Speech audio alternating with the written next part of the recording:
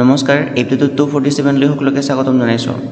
আজিৰ এই এপিসোডত আমি গুৱাহাটী ইউনিভাৰ্চিটিৰ বিএডৰ প্ৰিভিয়াছ ইয়াৰ এক্সামত অহা নিউমেৰিকেল এবিলিটিৰ কিছুমান কোৱেশ্চন আলোচনা কৰিম গতিকে আজিৰ ভিডিঅ'ৰ প্ৰথম কোৱেশ্চনটো লৈছো আমি এইটো কোৱেশ্চন দিয়া আছে the sum of 3 consecutive odd natural numbers is 147 what is the middle number যদি তিনিটা consecutive মানে হৈছে ক্ৰমিক অযুগ্ম স্বাভাৱিক সংখ্যা odd natural number যোগফল মানে সামটো যদি 147 হয় তেন্তে মিডল নাম্বাৰটো কি হ'ব ল'ব লাগে সো ইয়াৰ কাৰণে আমি প্ৰথমতে এটা এক্সাম্পল লৈছো এতে সাপোজ আমাৰ তিনিটা ক্ৰমিক অযুগ্ম সংখ্যা তিনি এটা অযুগ্ম সংখ্যা তাৰ পিছৰ অযুগ্ম সংখ্যাটো 5 হ'ব তাৰ পিছৰ অযুগ্ম সংখ্যাটো 7 হ'ব আৰু যদি আমি এই তিনিটা অযুগ্ম সংখ্যা যোগ কৰো তেন্তে আমি ইয়াতে পাম 15 পাম ঠিক আছে এতিয়া ইয়াৰ যেটো মাজৰ সংখ্যা 5 মাজৰ সংখ্যাটো আমাৰ যেটো যোগফল 15 দিয়া আছে এই 15 ৰ পৰা মাজৰ সংখ্যাটো আমি কেনেকৈ পাব পাৰো মানে যোগফলটোৰ পৰা মাজৰ সংখ্যাটো কেনেকৈ ল'ব পাৰি জানানে যেহেতু এতে তিনিটা অযুগ্ম সংখ্যা যোগ কৰা হৈছে গতিকে যেটো যোগফল দিয়া আছে এই যোগফলটোক জাস্ট আমি 3 ৰে হৰণ কৰি দিব লাগিব সো 3 ৰে হৰণ কৰিলে 3 5 গুণ 15 মাজৰ সংখ্যাটো আমি পাই যাম আৰু এটা এক্সাম্পল লৈছো সাপোজ আমাৰ 5 এটা অযুগ্ম সংখ্যা তাৰ পিছৰ অযুগ্ম সংখ্যাটো 7 হ'ব তাৰ পিছৰ অযুগ্ম সংখ্যাটো 9 হ'ব আৰু তিনিটা যোগ কৰিলে 21 হ'ব এতিয়া যেটো যোগফল দিয়া আছে 21 ৰ পৰা মাজৰ যেটো সংখ্যা ইটো সংখ্যা কেনেকৈ ল'ব পাৰি যেটো যোগফল দিয়া আছে যোগফলটোক আমি জাস্ট 3 ৰে হৰণ দিব লাগিব গতিকে 3 ৰে হৰণ 3 7 গুণ 21 আৰু মাজৰ সংখ্যাটো আমি পাম এতিয়া ইয়াতে আমাক যেটো কোৱেশ্চন দিয়া আছে যোগফলটো 147 দিয়া আছে সাপোজ এটা অযুগ্ম সংখ্যা আৰু এটা অযুগ্ম সংখ্যা আৰু এটা অযুগ্ম সংখ্যা তিনিটা অযুগ্ম সংখ্যা আৰু এইখিনি যোগ কৰিলে 147 হয় গতিকে যেটো মাজৰ সংখ্যা ওলাব লাগে এই মাজৰ সংখ্যাটো ওলাবৰ কাৰণে যেটো আমাৰ যোগফল দিয়া আছে এই যোগফলটোক জাস্ট আমি 3 ৰে হৰণ দিব লাগিব সো 3 ৰে হৰণ দিলে 3 4 গুণ 12 হ'ব 2 থাকিলে 27 3 9 গুণ 27 47 হ'ব গতিকে মাজৰ সংখ্যাটো হ'ব 49 হ'ব মাজৰ সংখ্যাটো হ'ব 49 সো কাৰেক্ট आंसर হ'ব অপচন নম্বৰ B 49 next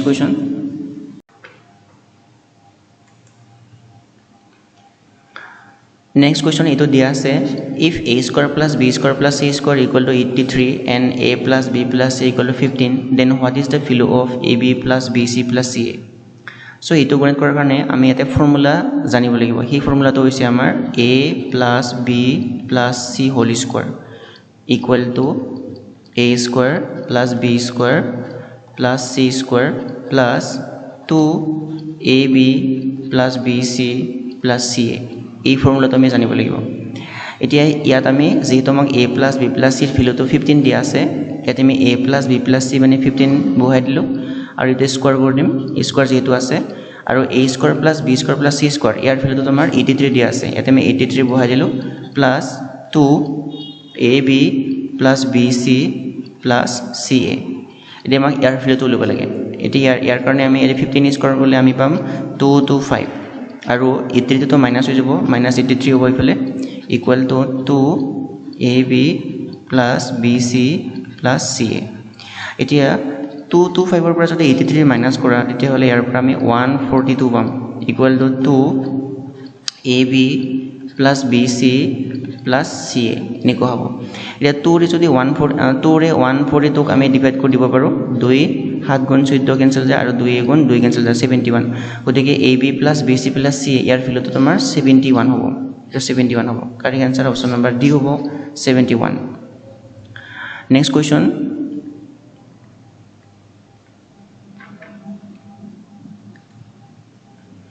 এইটো কোৱেশ্চনত দিয়া আছে if sin theta plus cos theta equal to 1 then the value of sin theta into cos theta so the sin theta plus cos theta value to 1 হয় তেতিয়া হলে sin theta into cos theta value to কিমান হ'ব উলিয়াব লাগে এতিয়া আমি এটা জানিব লাগিব যে আমি জানো যে sin 90 ডিগ্ৰী মানে 1 হয় আৰু cos 90 ডিগ্ৰী মানে 0 হয় গতিকে sin 90 ডিগ্ৰী মানে 1 হয় আৰু cos 90 ডিগ্ৰী মানে 0 হয় দুটা প্লাস কৰিলে 1 হয় গতিকে sin 90 plus cos 90 মানে 1 হ'ব এতিয়া তাৰ মানে ইয়াত যদি sin θ plus cos θ মানে 1 দিয়া আছে তাৰ মানে এতে থিটাৰ ভ্যালুটো তোমাৰ 90 ডিগ্ৰী হ'ব কাৰণ থিটাৰ ভ্যালুটো 90 ডিগ্ৰী হলে sin 90 plus cos 90 যোগ কৰিলে 1 হয় গতিকে যেহেতু থিটাৰ ভ্যালু 90 হয় গতিকে আমি যদি ইয়াতে থিটাৰ ভ্যালু 90 পুট কৰি দিও sin 90 into cos 90 এতিয়া sin 90 মানে যেহেতু 1 হয় আৰু cos 90 মানে যেহেতু তোমাৰ 0 হয় দুটা পূৰণ কৰিলে তোমাৰ কিমান হ'ব 0 হ'ব গতিকে কাৰেক্ট आंसर হ'ব option number B 0 next question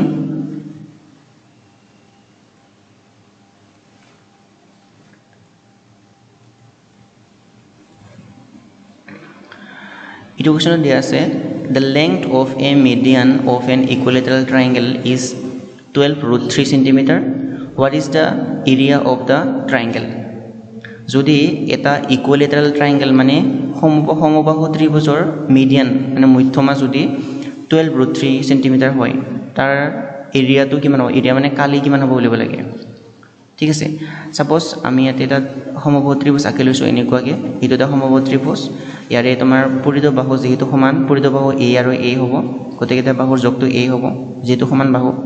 ইকুইলেটাৰাল triangle সমবাহু ত্ৰিভুজ বুলি কৈছে আৰু ইয়াৰ যেটো মিডিয়ান মানে মধ্যমা সাপোজ এইটো মধ্যমা আৰু এইটো মধ্যমা সাপোজ এইটো মধ্যমা এক মিনিট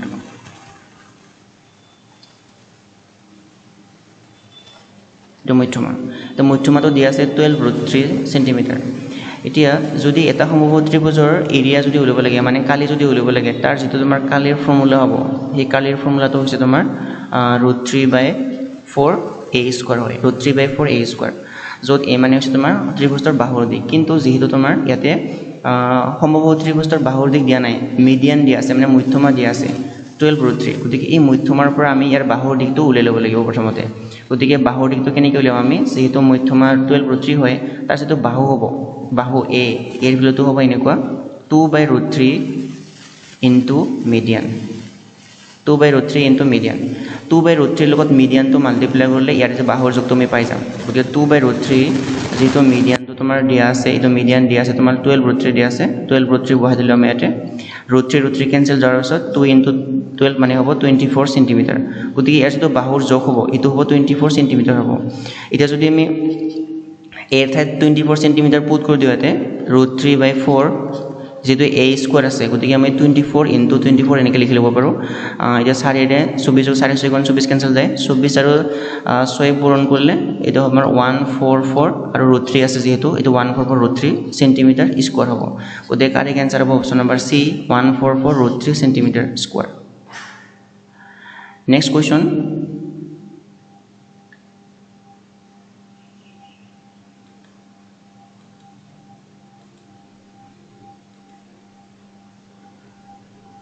এইটো কোৱেশ্চন দিয়া আছে in a marriage party 32% are women 54% are men and there are 196 children how many men are there in the party এটা ম্যাৰেজ পাৰ্টিত যদি 32% women হয় আৰু যদি 54% men হয় আৰু বাকি 196 জন যদি চিলড্ৰেন হয় তেতিয়া হলে মেন কিমান জন আছে উলিয়াব লাগে এতিয়া ইয়াৰ কাৰণে আমি এই গোটেই ম্যাৰেজ পাৰ্টিটোত সাপোজ আমাৰ মেন ওমেন আৰু চিলড্ৰেন তিনিওটা মিলি 100% মানুহ আছে ধৰি ললো আৰু ইয়াৰে 32% ওমেন আৰু 54% মেন আমি দুটা প্লাস কৰিলে ইয়াতে পাম আমি 86% পাম 86% হ'ব মেন আৰু ওমেন দুটা মিলি এতিয়া যদি আমি 100% ৰ পৰা 86% মাইনাস কৰি দিও তেতিয়া হলে ইয়াতে আমি পাম 14% গতিকে এই মেন আৰু ওমেনৰ পাৰ্সেন্টটো মই মাইনাস কৰি দিয়াৰ পিছত 14% পালো এই 14% হ'ব তোমাৰ চিলড্ৰেন আমাৰ দিয়া আছে 196 তাৰ মানে 14% মানে তোমাৰ চিলড্ৰেন হ'ব কিমান 14% মানে হ'ব 196 জন চিলড্ৰেন হ'ব এটা 14% মানে যদি 196 হয় তেতিয়া হলে 1% মানে কিমান হ'ব 14 এৰে তোমাৰ 14 এৰে 196 14 বাৰ যায় তাৰ মানে 1% মানে হ'ব 14 হ'ব এতিয়া আমাক কৈছে যে how many men are there in the party men কিমান জন আছে যেহেতু men 54% আছে আৰু 1% মানে যেহেতু 14 হয় গতিকে 54% মানে তোমাৰ হ'ব 54% মানে হ'ব 54 into 14 so 54 আৰু 14 পূৰণ কৰিলে 5 6 দুগুণ 70 মানে 700 আৰু বাকি 4 দুগুণ 56 so এইখিনি প্লাস কৰিলে হ'ব তোমাৰ 756 so কাৰেক্ট आंसर হ'ব তোমাৰ 756 অপশন নাম্বার বি 756 হ'ব Next question.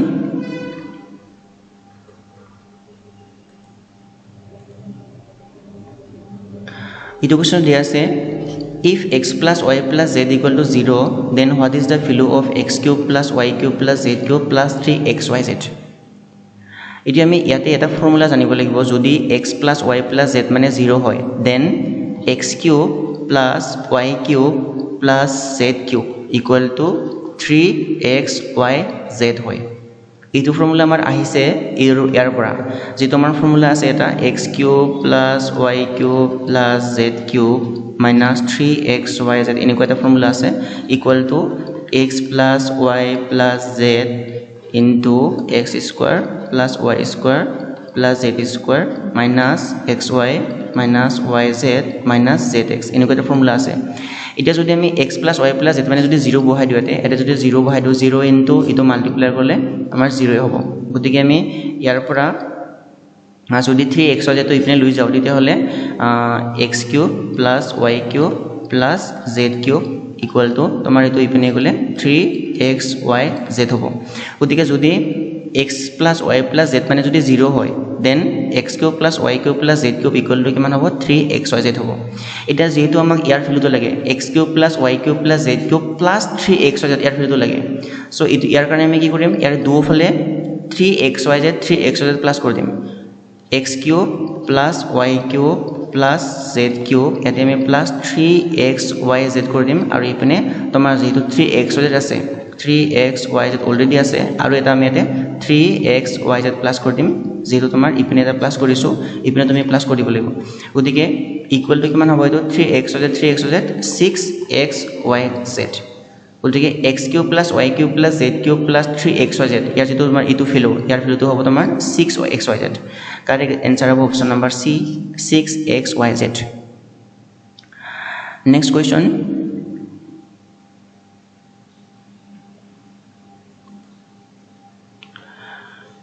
এইটো কোয়েশ্চন দিয়া আছে the sum of two numbers is 70 and the square of their difference is 2800 what are the two numbers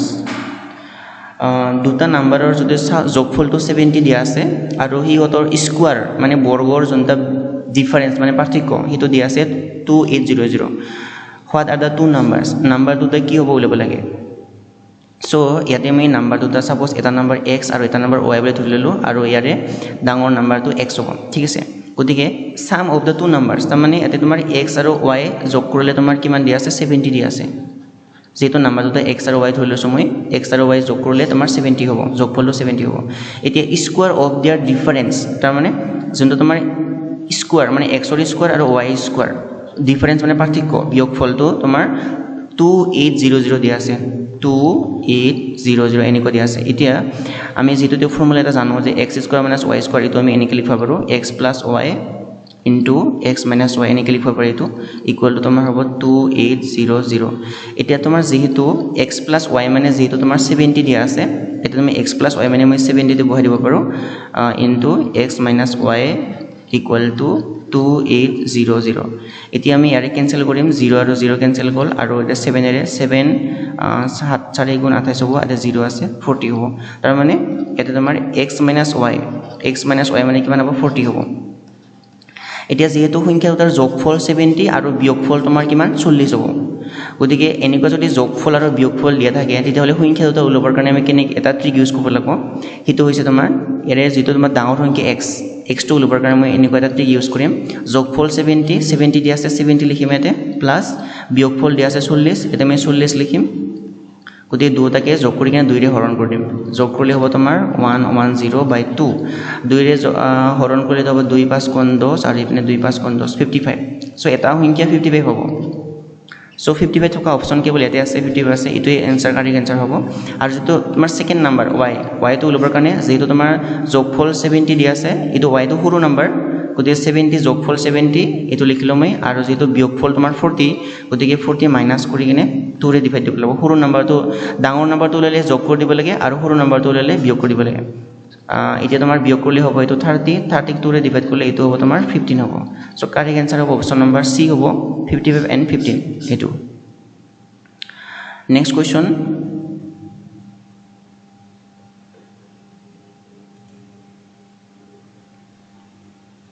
convert 0.20% into fraction 0.20% of fraction convert কৰিলে কি হ'ব লিব লাগে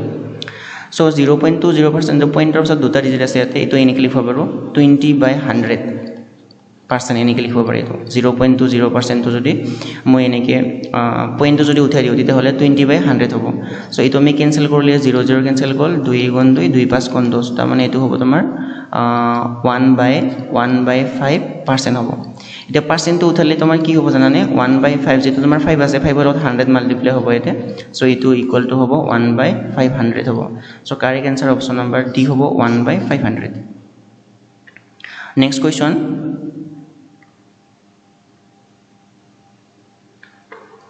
সো এইটো কোৱেশ্চনত দিয়া আছে যে the ratio of the area of a square to the area of an equilateral triangle is triangle having the same perimeter is এটা square মানে বর্গ আর এটা ইকুয়ালেটারাল ট্রায়াঙ্গেল মানে হল সমবাহু ত্ৰিভুজৰ যোনটো এৰিয়া মানে কালিৰ যোনটো অনুপাত ৰেশিও কালিৰ অনুপাত ৰেশিওটো কিমান হ'ব যদি দুটাৰে পেৰিমিটাৰ মানে পৰিসীমা একেই হয় ঠিক আছে সাপোজ তোমাৰ এটা স্কোয়াৰ যাৰ তোমাৰ বাহুৰ দিকটো এল গোটেইকেইটা বাহুৰ দিক এল এল হ'ব যেহেতু বৰ্গ হয় এইটো আৰু এটা সমবাহু ত্ৰিভুজ সাপোজ এইটো সমবাহু ত্ৰিভুজ সবৰে বাহুৰ যোগ এ এ এ ঠিক আছে তেতিয়াহ'লে যদি এটা স্কোয়াৰৰ গোটেইকেইটা বাহুৰ যোগ যদি এল হয় তেতিয়াহ'লে ইয়াৰ যিটো পেৰিমিটাৰ মানে পৰিসীমা হ'ব সেইটো হ'ব 4l চাৰিটা বাহুৰ যোগ আৰু তোমাৰ সমবাহু ত্ৰিভুজৰ বাহুৰ যোগ যদি এ এ এ হয় তেতিয়াহ'লে তাৰ যিটো পেৰিমিটাৰ হ'ব সেইটো হ'ব 3a তিনিটা বাহুৰ যোগফল এতিয়া আমাক কোৱা আছে যে হেভিং দ্য সেম পেৰিমিটাৰ দুটাৰে পেৰিমিটাৰ যেটো একেই হয় তাৰ মানে স্কোয়াৰৰ পেৰিমিটাৰ 4l আৰু ত্ৰিভুজৰ পৰিসীমা 3a দুটা সমান হ'ব তাৰ মানে এটা তোমাৰ 4l সমান 3a হ'ব এতিয়া আমি ইয়াৰ পৰা বৰ্গৰ বাহু আৰু ত্ৰিভুজৰ বাহুৰ অনুপাতটো লৈ ল'ম ইটো l হ'ব আৰু a টো আমি ইপিনে ডিভাইড কৰি দিম l/a ইকুৱেল টু তোমাৰ এটা 3 আছে আৰু 4 টো ডিভাইড হৈ যাব 3/4 এনেকুৱা হ'ব গতিকে l/a মানে হ'ব 3/4 গতিকে দুটা বাহুৰ অনুপাতটো হ'ব তোমাৰ 3:4 হ'ব এটা কথা হ'ল আমাক কি লাগে আমাক উলিয়াব দিছে যে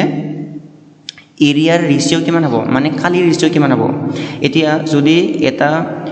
বৰ্গৰ বাহুৰ যোগ যদি l হয় তাৰ যোনটো কালি হ'ব সেইটো কালিটো হ'ব l² আৰু এটা সমবাহু ত্ৰিভুজৰ বাহুৰ যদি a হয় তাৰ যোনটো তোমাৰ কালি হ'ব সেইটো হ'ব √3/4 a² এনেকুৱা হয় এতিয়া ইয়াৰ যেটো তোমাৰ √3/4 আছে 4 টো ওপৰত পূৰণ হৈ যাব ইটো ইকুৱেল টু লিখিব পাৰো 4/√3 এনেকৈ লিখিব পাৰি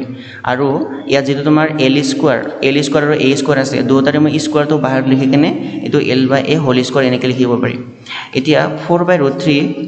into l/a মানে যেটো তোমাৰ 3/4 দিয়া আছে উলাই লৈছো আমি ইটো 3/4 টো উলাই লৈছো l/a মানে সো এটা l/a মানে 3/4 এটা আমি বহাই দিলো ইটো হোল স্কয়াৰ হ'ব ইটো হোল স্কয়াৰ কৰিলে আমি পাম 4/√3 into ইটো হ'ব তোমাৰ 3 স্কয়াৰ কৰিলে 9/4 স্কয়াৰ কৰিলে 16 9/16 হ'ব 4 ৰে 16 4 4 গুণ 16 কেনসেল যায় আৰু ই 9 টো মই এনেকুৱা 3 into 3 এনেকৈ লিখি ললে √3 ৰে 3 বাৰ কেনসেল যায় গতিকে ইটো হল তোমাৰ এটা থাকিল 3√3 বাই এটা থাকিল তোমাৰ 4 সো এইখিনি আমি লিখিব পাৰো 3√3:4 এনেকৈ লিখিব পাৰি সো কাৰেক্ট আনসাৰ হ'ব অপচন নম্বৰ ডি হ'ব 3√3:4 ইটো হ'ব কাৰেক্ট আনসাৰ নেক্সট কোৱেশ্চন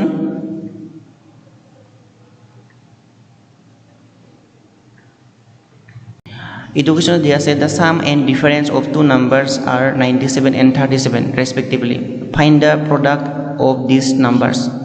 যদি দুটা নাম্বাৰৰ যোগফল সামটো 97 হয় আৰু বিয়োগফলটো যদি তোমাৰ 37 হয় হি সংখ্যা দুটাৰ প্ৰডাক্ট মানে পূৰণফলটো কি হ'ব বলিব লাগে এটা সাপোজ মই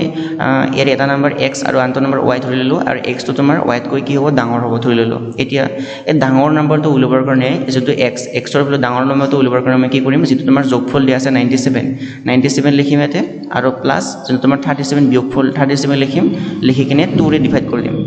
সো 2 ৰে ডিভাইড কৰিলে এইখিনি আমি পাম 97 plus 37 plus কৰলে হবে তোমাৰ 4 13 134/2 হ'ব সো 2 ৰে ডিভাইড কৰিলে 200 গুণ 12 আৰু 2 7 গুণ 14 67 গতিকে এটা নাম্বাৰ হ'ব 67 আৰু আনটো নাম্বাৰ তোমাৰ y স্মল নাম্বাৰটো উলিয়াবৰ কাৰণে কি কৰিম তাৰ যদি তোমাৰ সাম যোগফল দিয়া আছে 97 আৰু তোমাৰ যেটো বিয়োগফল দিয়া আছে 37 ইয়াৰ পৰা বিয়োগ কৰি দিম মানে ডাঙৰ নাম্বাৰ উলালে যোগ কৰি দিব লাগে আৰু সৰু নাম্বাৰটো উলালে বিয়োগ কৰি দিব লাগে by 2 গতিকে এইখিনি বিয়োগ কৰিলে তোমাৰ পাবা 60 পাবা বাই 2 60 2 ৰে ডিভাইড কৰিলে হ'ব তোমাৰ 30 হ'ব এটা আমাক কৈছে যে প্ৰডাক্ট কি হ'ব মানে পূৰণফল কিমান হ'ব এটা সংখ্যা 67 আৰু আনটো সংখ্যা হ'ল তোমাৰ 30 দুটা আমি মাল্টিপ্লাই কৰিলে তোমাৰ এটা 0 হ'ব 3 7 গুণ 21 1 হাত থাকিল 2 3 6 গুণ 18 2 20 2010 কারেক্ট आंसर অপশন নম্বৰ সি হ'ব 2010 গতিকে আজিৰ ভিডিওত আমাৰ এইকেইটা কোৱেশ্চন আলোচনা কৰিলো নেক্সট ভিডিওত আকৌ লগ পাম ধন্যবাদ